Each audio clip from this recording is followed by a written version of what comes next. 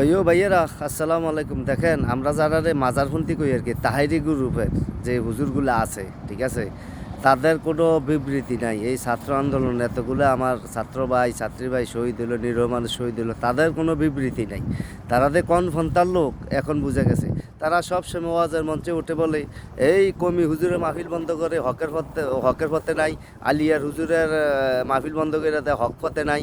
এখন বুঝে গেছে, ঠিক আছে, তারা দেশে থাকতে পারে না, এগুলা ভালো না, ঠিক আছে, তাদের আকিদা ভালো না। তাদের আকিদা খুব ভালো, ঠিক আছে, যেহেতু তারা সরকারের পক্ষে কথা কয়, তাদের আকিদা খুব ভালো, তারা ওয়াজ বন্ধ হয় না, নির্দ্বিধায় ওয়াজ করতে পারতেছে নিজের ইচ্ছা মতন, ঠিক আছে।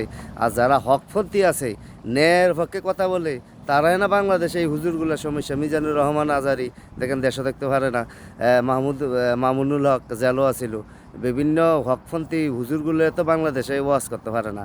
আর তারা যে কেমন হকপন্থী এখন বোঝা গেছে। তারা যে সরকার দালালি করে, এইটাই তার একটা বাস্তব প্রমাণ, ঠিক আছে। ভালো থাকবেন সবাই।